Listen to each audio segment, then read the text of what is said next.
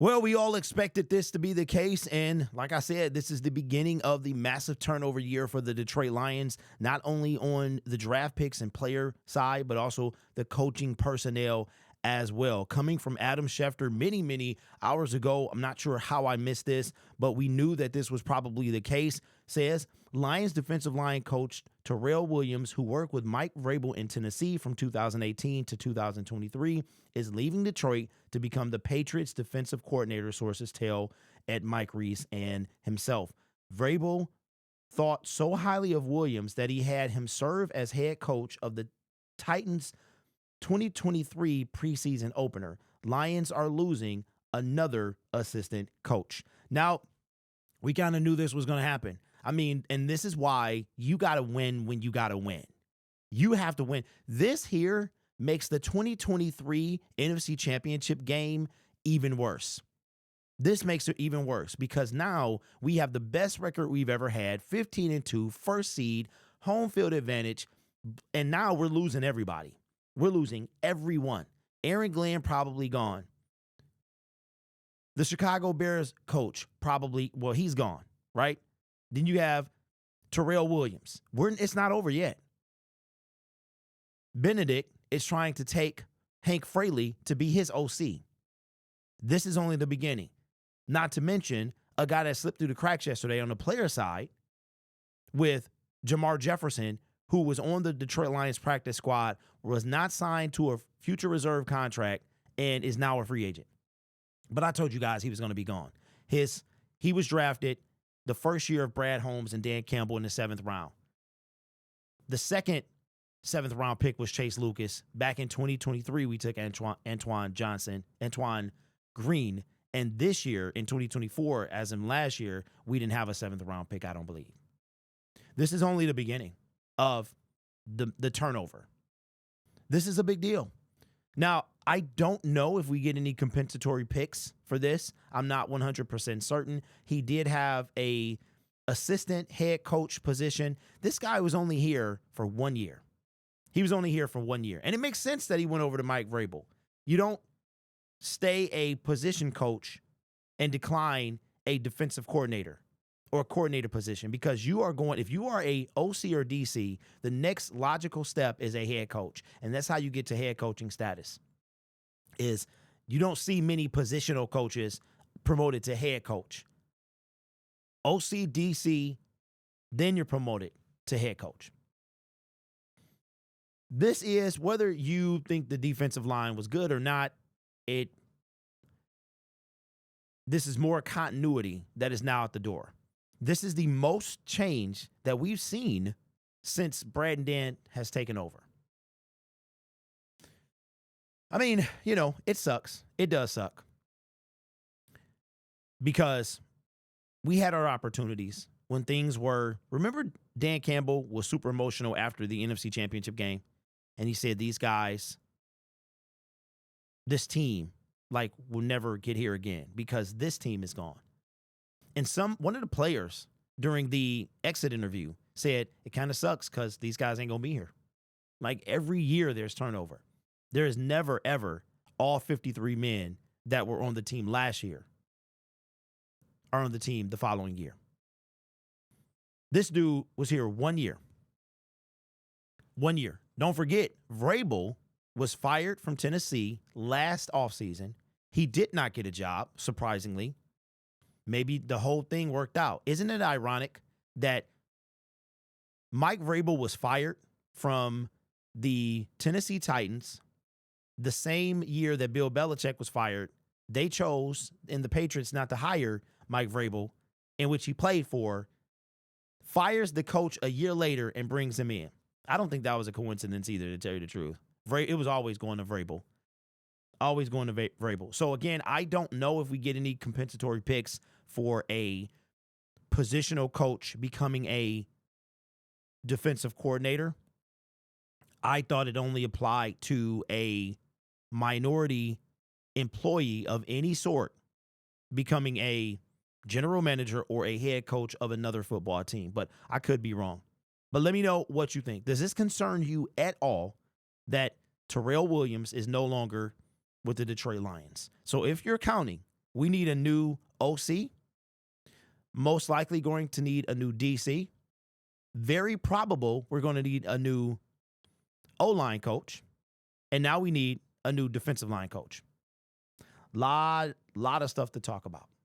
I wouldn't be surprised if Scotty Montgomery, who is our running back coach, if he winds up taking a position somewhere.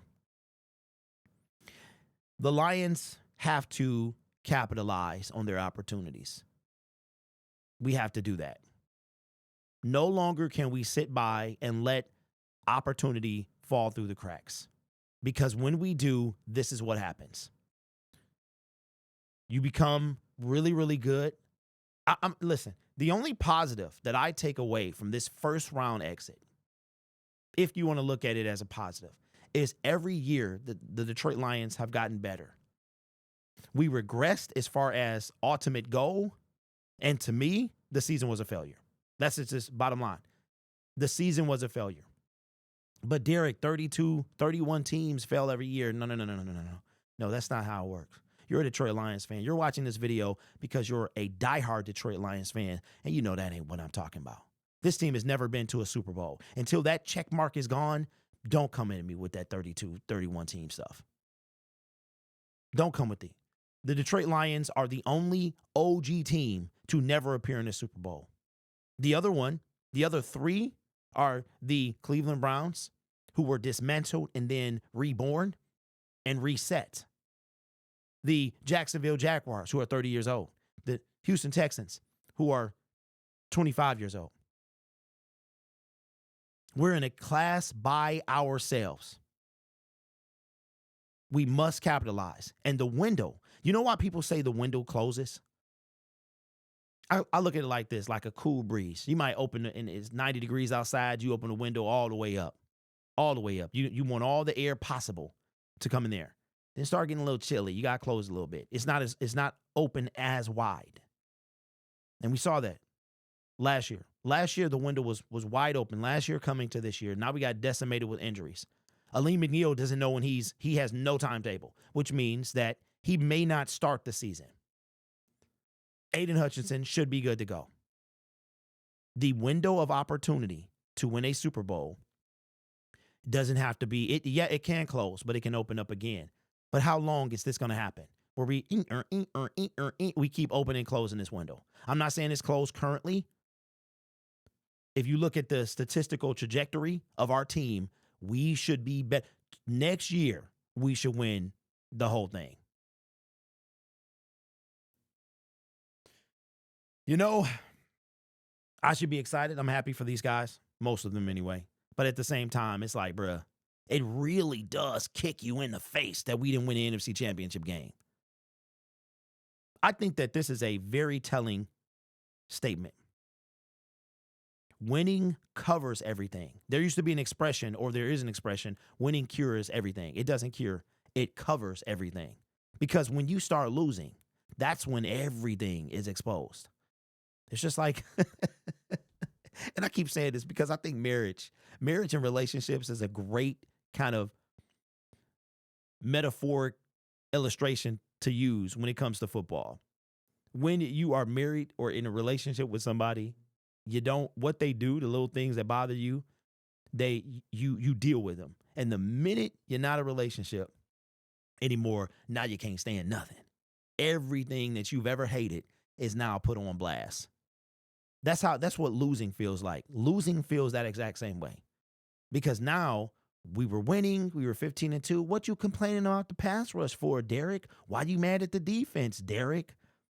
It doesn't matter. We're winning. You're such a lame loser.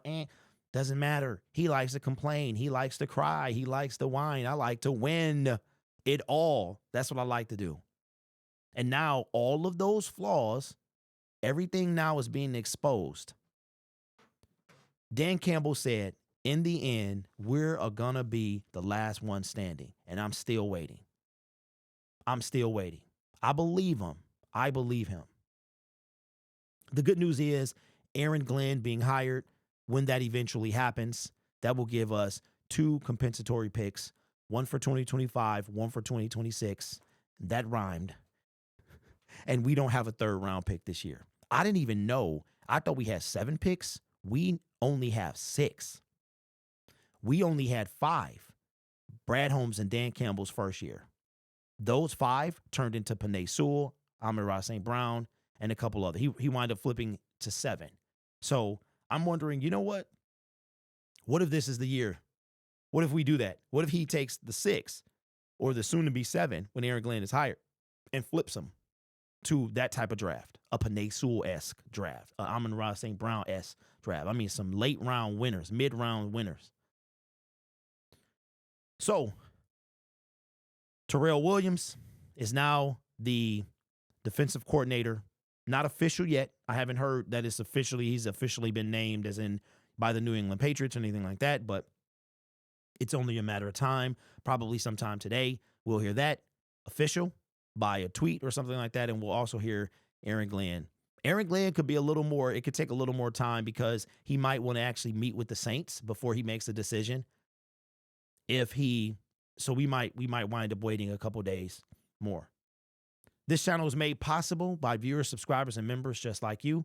It's because you support this channel, I get to do what I do. You could be anywhere else on YouTube, but you choose to rock with me. You guys are awesome. Take care of yourself and each other. And as always, go Lions. Am I the only one that I'm looking at? I said, geez, it's only been Sunday, Monday, and Tuesday. It's only been 3 full days since the loss, and it feels like it's been an eternity. I'm like, yo, we should be playing this weekend. But instead, we are cleaning out our closet. I hope this offseason goes just as fast as the last one.